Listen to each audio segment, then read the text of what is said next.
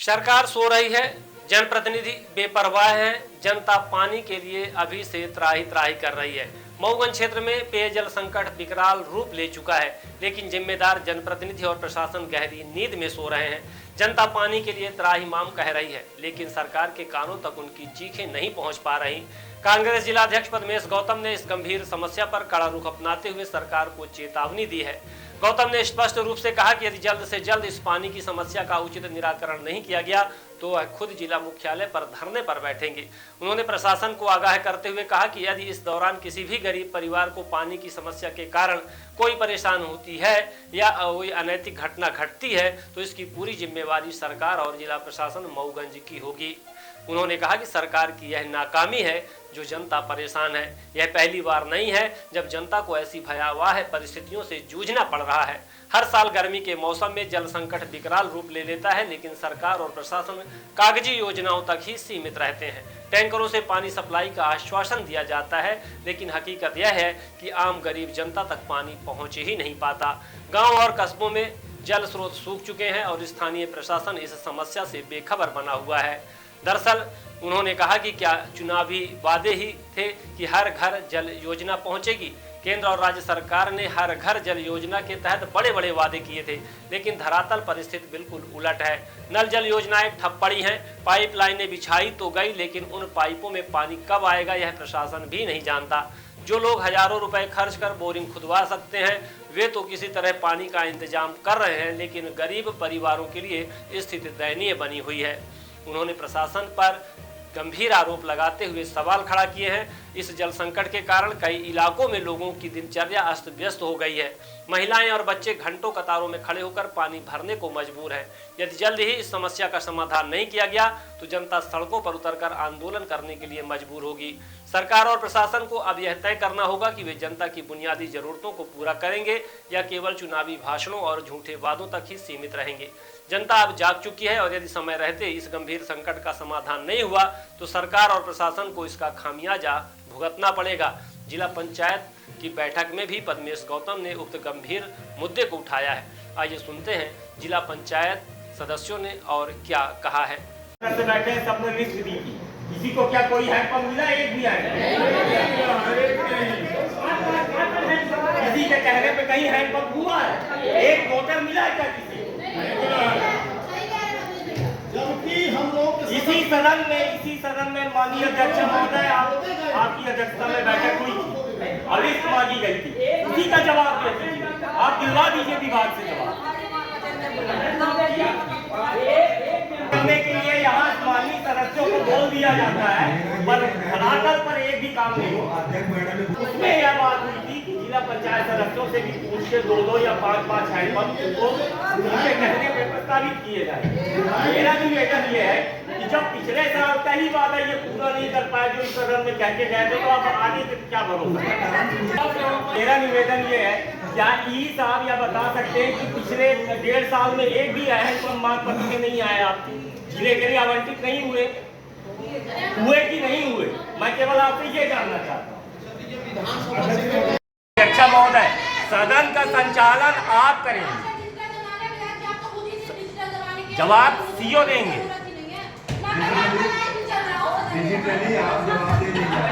और ये जिस एजेंडे में बैठक है, मेरा निवेदन है माननीय अध्यक्ष महोदय, इसमें जिनके सिग्नेचर लगने हैं, जिनके सिग्नेचर से काम होना है, कृपया उनकी बात सुनी जाए और आवंटन उनको करना है। बैठक के पहले ही हो गया था कि आप सब कृपया करके देख लें और आज अनुमोदन हो जाए। जिनका जो भी विसंगत है, जो हमको नंदनी जी ये नहीं पता, माननीय अध्यक्ष महोदय रास चली गई थी और बैठक का जो गरिमा है उसका सब कोई पालन करे, ये मेरा माननीय अध्यक्ष महोदय, मेरा निवेदन माननीय अध्यक्ष महोदय, जिस बात के लिए आज एजेंडा है उस उस काम के लिए जो लोग उत्तरदायी हैं या जिनकी आवश्यकता है, उसके अलावा क्या और किसी विषय पे बात हो सकती है क्या? आज की बैठक में एजेंडा किस बात के लिए? राशि के निर्धारण के लिए, राशि के आवंटन के लिए। किसके दस्तखत से राशि का आवंटन होगा? जिला पंचायत सदस्यों की सहमति से होगा। नहीं, मेरा निवेदन ये था, तर्क ये था कि क्या यह राशि विधायक प्रतिनिधि बांट सकते हैं क्या? नहीं बांट सकते। कल मनीष सिंह साहब तो उसमें 3-4 घंटा सब ढूंढे पूरा पढ़ रहे थे और फिर लेके गए, बोले कि अब रात में हम पढ़ेंगे इसको कि मतलब ऐसा है क्या, क्योंकि इस सदन का पैसा है, आपको बांटने का अधिकार है, आप अनुमोदन करिए, ऐसा नहीं। तो मेरा निवेदन यह है अध्यक्ष महोदय कि शॉर्ट में अगर इस बात को सुलझाना है तो कृपया सारे सदस्यों को यह बता दिया जाए कि उनके प्रायोरिटी के कौन कौन से काम होंगे, उनके हिस्से में कितनी राशि आ रही है, उसका निर्धारण 1-2 घंटे के अंदर अभी प्रायोरिटी में बेसिस पे काम मान लीजिए। अब विभाग बैठा हुआ है तो निर्धारित करके इसके कौन कौन से काम सम्मिलित है। लेकिन हम लोग को 4 वार्ड का पैसा हम लोग को भी उसका नाम बताइए। देख लूंगी। कौन सा प्रभार है? अभी देख के बताइए।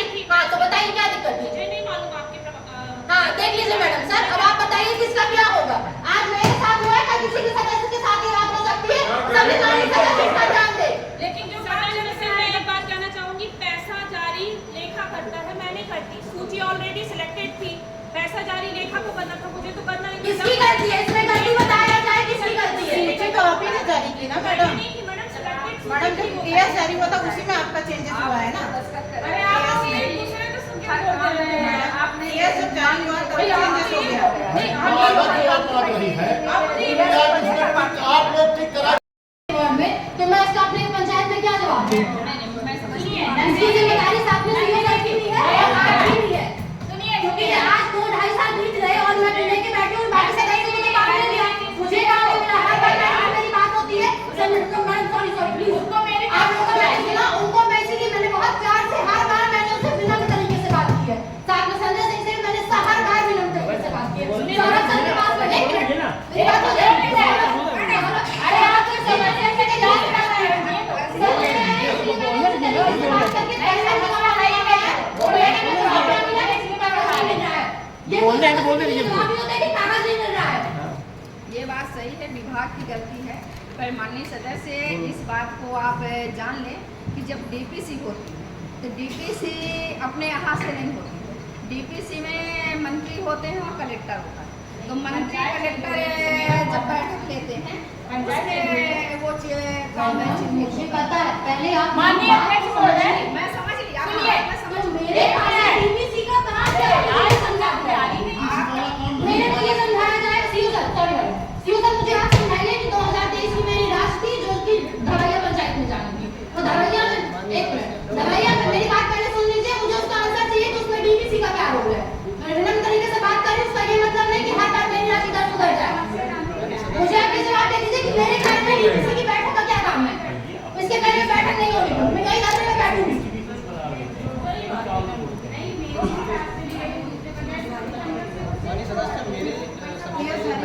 इसीलिए तो मैंने सर आपसे बात करनी शुरू ही नहीं की, क्योंकि उसमें आपका काम ही नहीं। हो गया क्या दिक्कत हुई? नहीं मैं शांत नहीं हूँ, आज मैं शांत नहीं हूँ। हर बार मैं शांत होके वापस गई हूँ, हर बार। आज नहीं मांग रहे जानकारी को देना चाहिए। भाई आप क्यों गलती कर रही बार बार?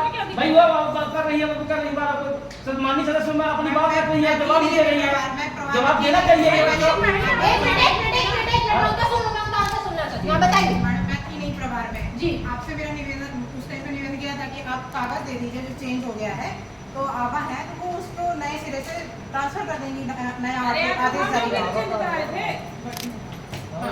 मैंने कल ये चर्चा भी की थी, आपसे चर्चा हुई थी, मैंने कहा था कागज दे दीजिए, हमने कागज भी दिया है, बोला है। अब देख लीजिए इनके आंसर में आ रहा है शायद मैडम ने कागज दिया, ठीक। दूसरी चीज वो मेरी गलती थी ही नहीं कि मैं कागज दूं या कोई भी आपको जानकारी दूं। मैंने उसको देखा, आपको मैंने बताया कि ये मेरे पंचायत में नहीं केडी सर के बोर्ड में चला गया है।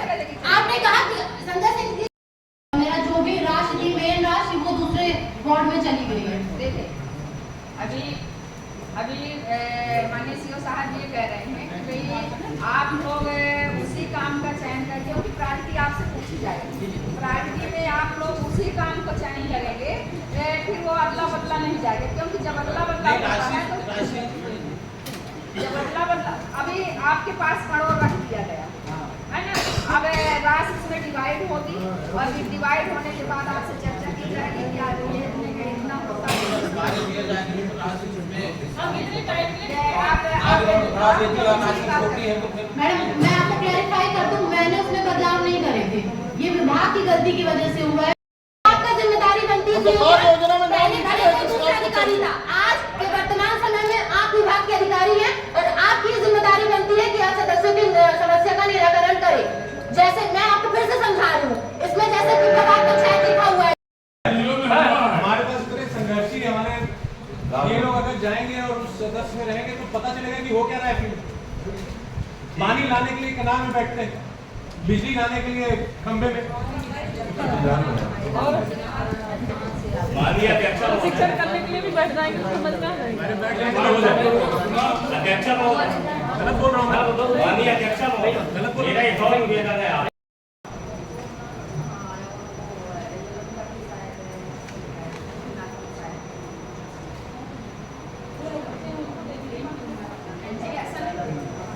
मैडम मीटिंग खत्म होने से पहले मुझे जानकारी चाहिए।